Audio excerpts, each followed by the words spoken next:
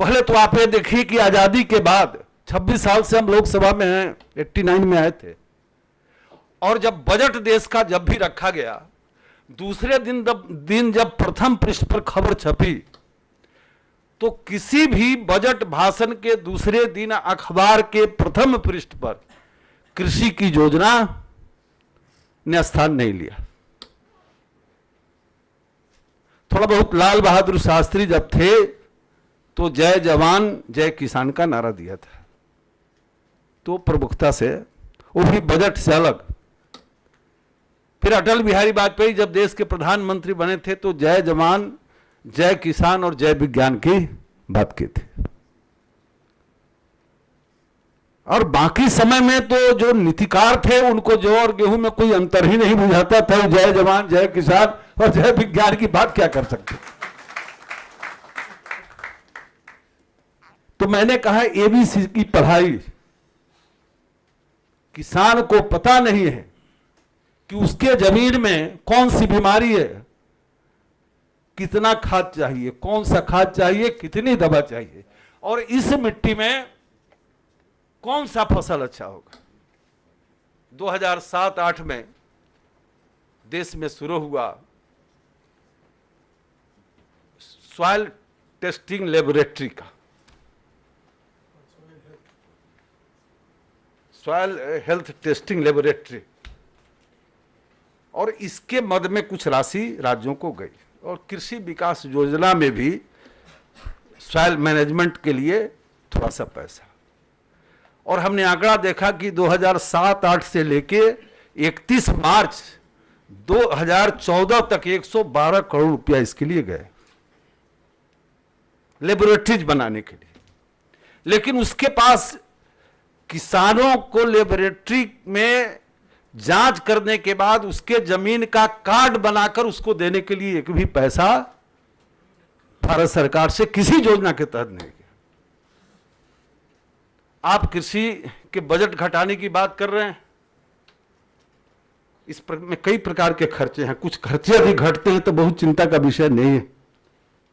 यदि कृषि मंत्रालय में दिन के भोजन पर 70,000 रुपया महीना में खर्चा होता है, यदि ये घटता है तो कोई चिंता की बात नहीं है। लेकिन 7 से लेके 2012 तक यदि 112 करोड़ गया तो इस सरकार ने 86 करोड़ रुपया इस काम के लिए भेजा है, सॉइल हेल्थ लेबोरेटरी के लिए। बजट घटने का प्रभाव इस पर नहीं पड़ेगा। आज तक चिंता नहीं हुई कि किसान को सॉइल हेल्थ कार्ड मिले, और इस मिशन मोड में या डायरेक्ट इस नाम पर एक पैसा फंड किसी राज्य को नहीं गया। हमारे प्रधानमंत्री जी ने 568 करोड़ रुपए स्वीकृत किए हैं 15 दिन पहले, और 3 वर्ष के अंदर हर किसान को सॉइल हेल्थ कार्ड देना है, और हर 3 साल पर उसका रिन्यूअल होना है। सॉइल हेल्थ लेबोरेटरी के पैसा तो भेज दिए हम, सॉइल हेल्थ कार्ड, और उसको जनवरी महीने में एक लॉन्चिंग करेंगे प्रधानमंत्री जी। उसके बाद वो राशि जाएगी, और 3 वर्ष के अंदर 14.5 करोड़ देश में जोतदार हैं, किसान हैं।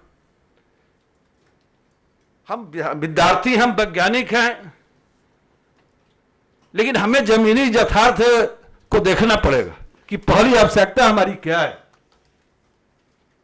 और हर 3 साल पर यदि रिन्यूअल ना हो तो बेकार है। इसलिए भी प्रावधान किया गया है कि हर 3 साल पर उसका रिन्यूअल किया जाए। खेत को पानी नहीं, 60% खेती योग्य जमीन को पानी नहीं है, और 40% खेती योग्य जमीन को यदि पानी है तो उसमें बड़े जो जोतदार हैं, किसी का 100 एकड़ का, किसी का 200 एकड़ का जो फार्म हाउस है, या कहीं कहीं नहरें या नदी जोड़ योजना गुजरात ने, मध्य प्रदेश ने किया, तो उन इलाकों में है। ये 60% जमीन जिसको पानी नहीं मिल रहा है, ये सब लघु और सीमांत किसान है। और मैंने बताया कि 150-200 रुपये घंटा पानी पटवाते हैं। प्रधानमंत्री जी ने कल सुबह से साल का अंतिम दिन 5 दिन पहले से अधिकारी और नेता, प्रधानमंत्री और मंत्री कहीं ना कहीं घूमते रहते थे।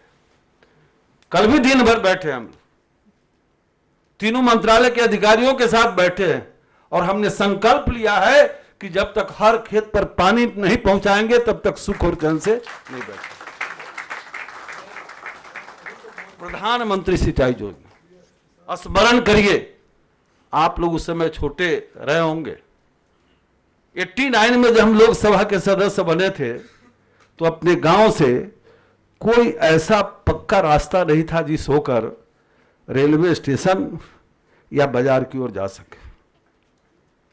और आज चूंकि राज्यों के माध्यम से होना है तो कई राज्यों में इसकी गति कम रही, लेकिन अधिकतर गांव के लोगों को पक्की सड़क शहर की ओर जाने के लिए मिल जाता है।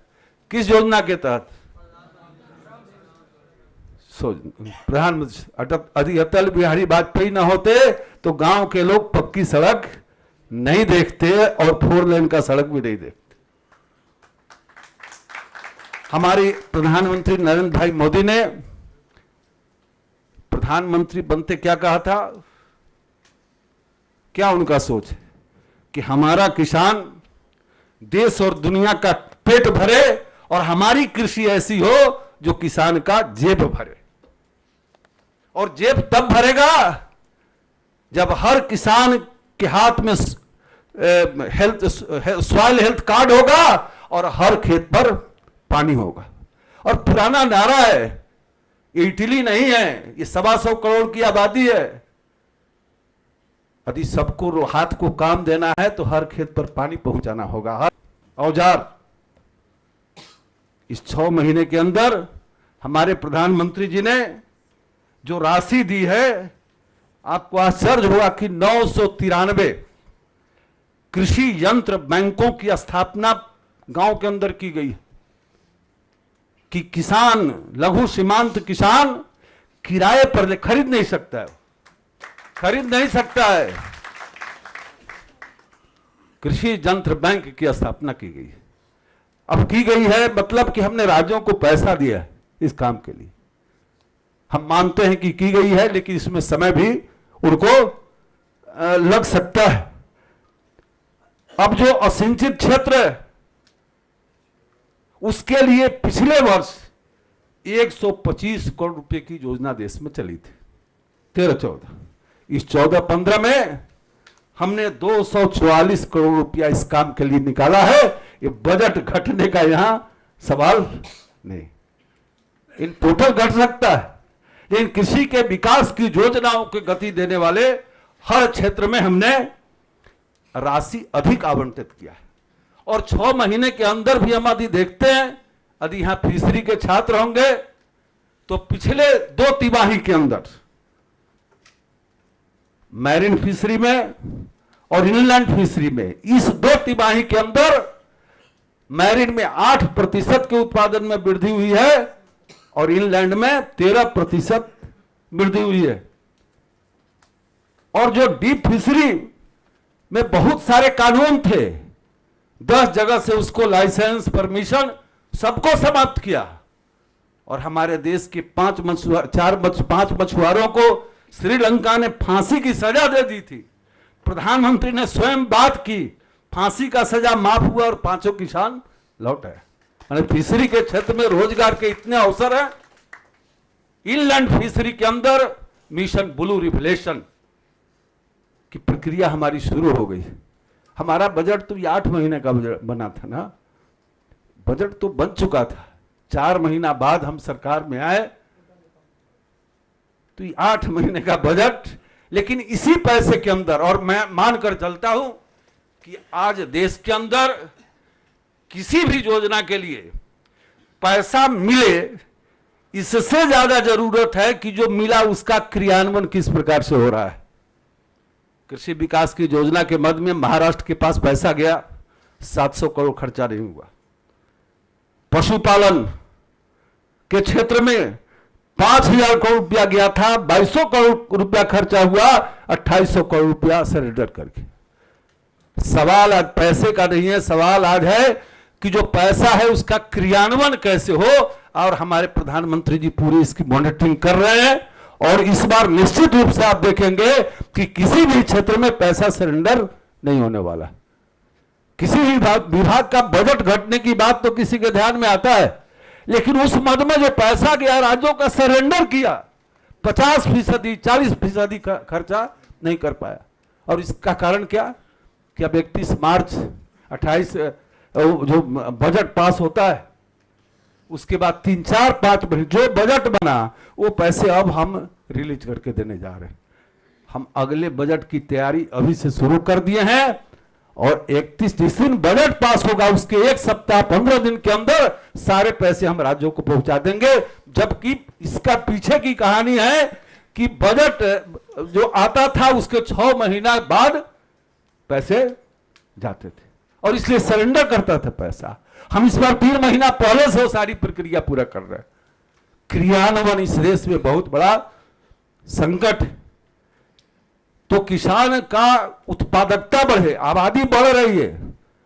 वैज्ञानिकों का जहां तक सवाल है, मुझे याद है PL 480 का गेहूं खाते थे और बचपन में किसी ने कहा कि बागवानी, बचपन में हम अपने स्कूल में बागवानी भी एक पार्ट था, करते थे और विलायती दूध हमको पिलाया जाता था। अटल बिहारी वाजपेयी जब देश के प्रधानमंत्री बने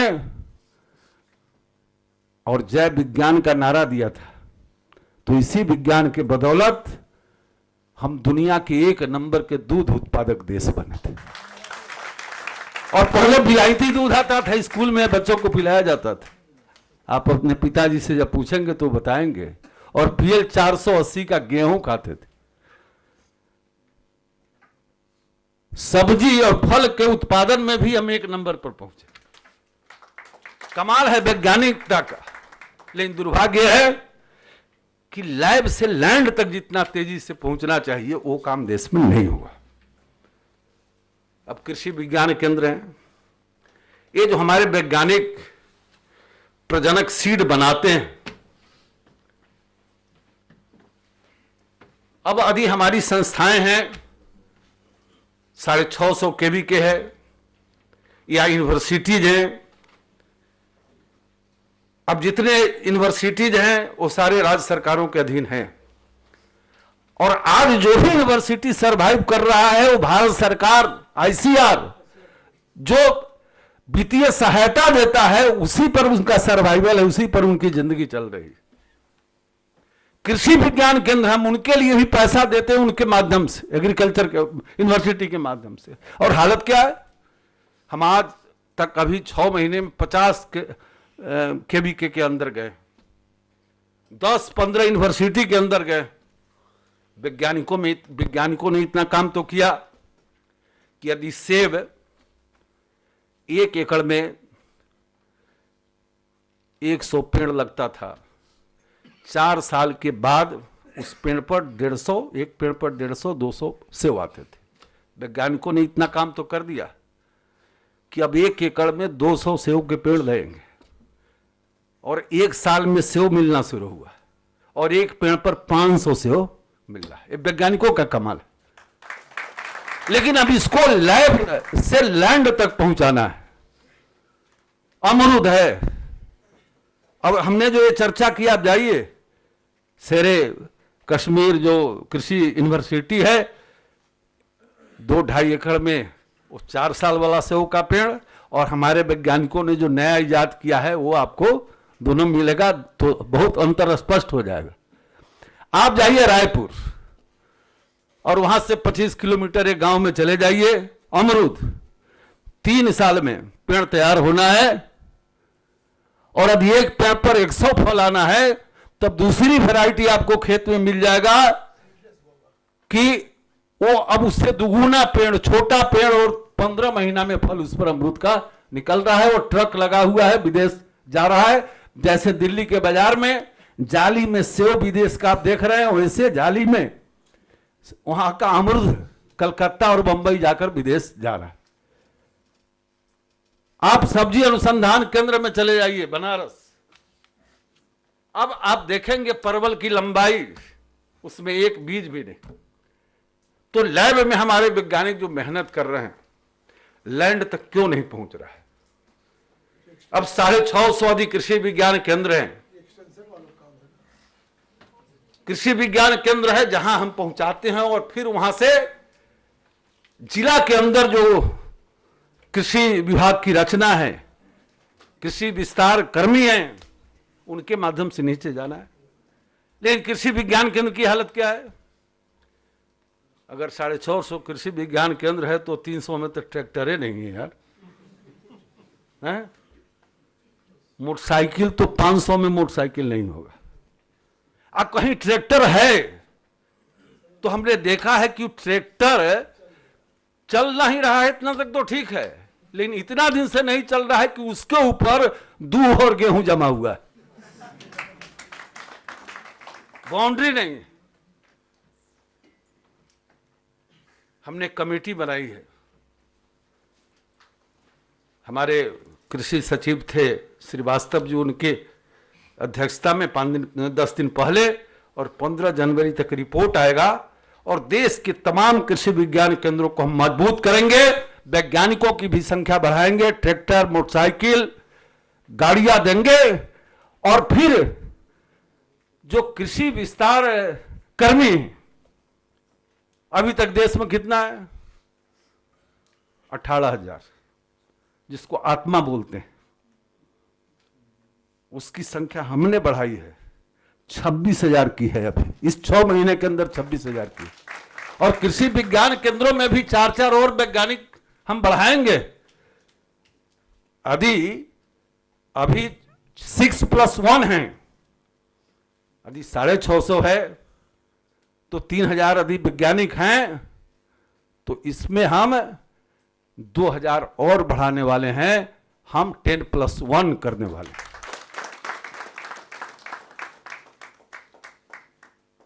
भाई बहुत, हमको याद है राजनाथ जी कृषि मंत्री थे, मैं उस समय सांसद था। उस समय सैद्धांतिक रूप से तय हुआ कि हर जिला में कृषि विज्ञान केंद्र होगा।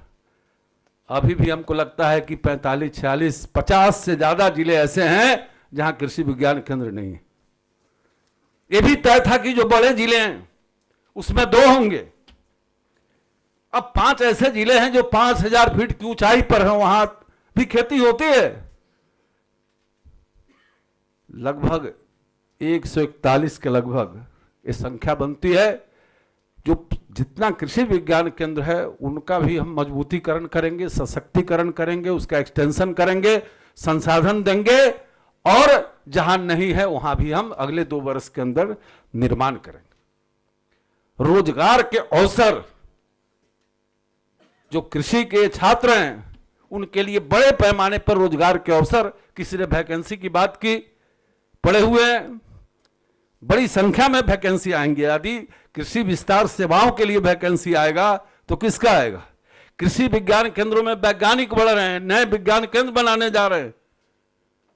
और इतना ही नहीं, तो प्रधानमंत्री के दिमाग में बहुत साफ है कि जब तक कृषि को विज्ञान से नहीं जोड़ा जाएगा, हाँ विसंगतियां हैं, इसमें कहीं 2 राय नहीं, विसंगति ये जरूर है, कैसे ठीक करेंगे? आप लोग बैठे हैं, कृषि विज्ञान केंद्र में हमारे वैज्ञानिक जाते हैं, वो तो रिसर्च नहीं करेंगे, पेपर नहीं बनाएंगे। आपके यहाँ प्रमोशन में पॉइंट किसको मिलेगा? जो रिसर्च करेगा। बदलना पड़ेगा, हमें इसकी चिंता करनी पड़ेगी। आखिर कृषि विज्ञान केंद्र के अंदर जो वैज्ञानिक काम करते हैं और मन से नहीं करते हैं तो उनका क्या कसूर है? आपने तो प्रमोशन के लिए कर दिया है कि जो रिसर्च करेगा, पेपर लिखेगा। अब फिर उसमें कर दिया क्या कि विदेश वाले रिसर्च पर जो नंबर मिलेगा उसको जल्दी ज्यादा पॉइंट मिलेगा, उसका जल्दी प्रमोशन होगा। ये तो समझ से बाहर है।